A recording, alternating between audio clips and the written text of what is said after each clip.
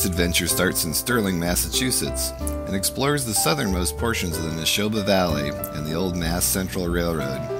It's only a 35-minute drive from Groton Center to Sterling, and well worth the trip.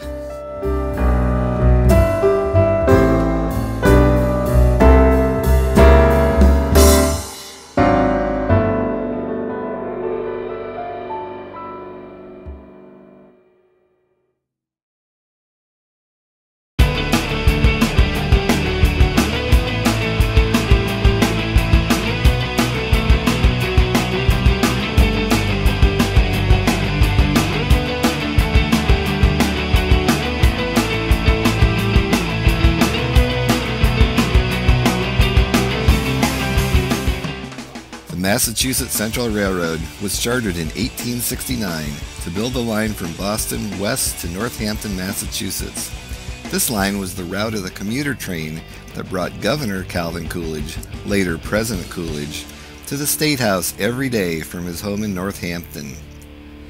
The New England hurricane of 1938 destroyed part of the line at Berry Plains, and in 1939 much of the line was abandoned.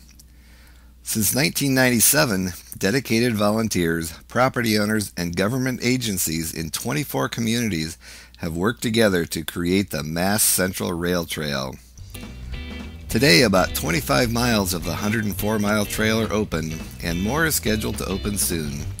The trail is not paved, but the crushed rock surface is very smooth, and the riding is easy.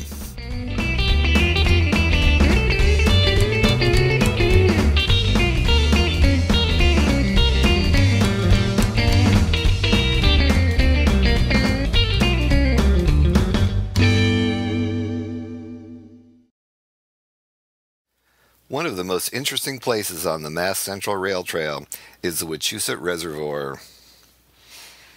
By 1892, Boston was running out of water. The State Board of Health investigated several possibilities and finally settled on building a dam and reservoir on the south branch of the Nashua River at a narrow pass in Clinton, Massachusetts.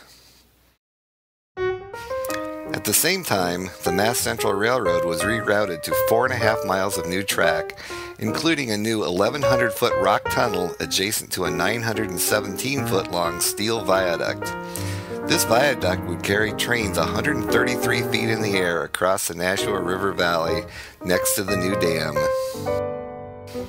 Excavation for the Wachusett Dam commenced in 1900 and continued for just over 5 years. The dam is constructed of granite masonry and stretches 944 feet across the Nashua River Valley. At its highest point, the dam is 207 feet with a maximum thickness of 185 feet. Laborers, mostly Italian and African Americans, work year-round, primarily with hand tools, to build this colossal structure. Hand labor was aided by two-wheel, one-horse carts to move material brought into the valley via a cable system. When it was completed in 1905, the Wachusett Reservoir was the largest public water supply reservoir in the world. At that time, the Wachusett Dam was the largest gravity dam in the world as well. It is still considered the largest hand-built dam in the world today.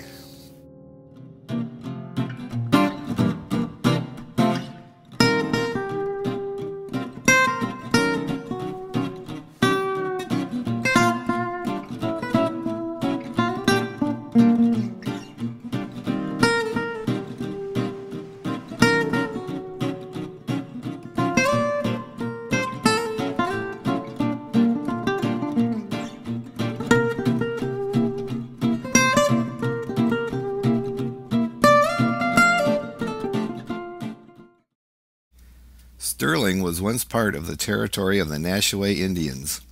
Owing to an abundance of lakes and streams, the land that is now Sterling was home to Native Americans as far back as 7000 BC. In 1781, Sterling was incorporated and named in honor of William Alexander Lord Sterling, a Scottish lord who helped the colonists during the Revolutionary War. Sterling was primarily an agricultural community. In addition, many residents engaged in cottage industries. Among these were the making of hats, needles, clocks, leather goods, shirts, chairs, and pottery. Mary Sawyer, whose pet lamb was the inspiration for the poem Mary Had a Little Lamb, was born in Sterling in 1806. A statue commemorating the lamb stands on the town common. Incorporated in 1808, West Boylston was created at the site where the Quinnipoxet River joins the Stillwater River to become the southern branch of the Nashua River. Starting in 1896, West Boylston endured the building of the Wachusett reservoir and the destruction of its homes, mills, and churches. 4 churches and 8 schools, as well as acres of fruit trees, were also destroyed.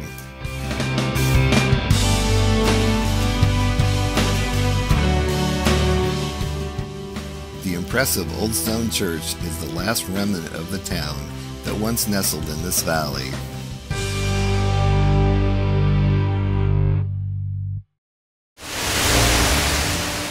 It's always a good idea to be prepared on the rail trail.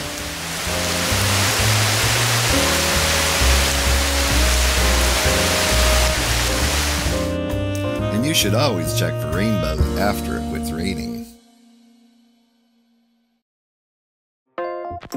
Although the rail trail continues, a good turnaround point for a day trip is the town of Rutland. Rutland was incorporated in 1722 and is a beautiful hill town in the geographic center of Massachusetts.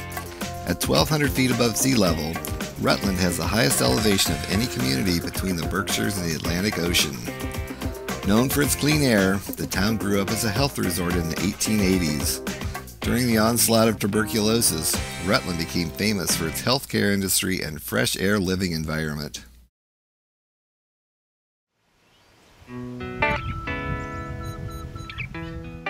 On the way back, be sure to visit Alta Vista Farm.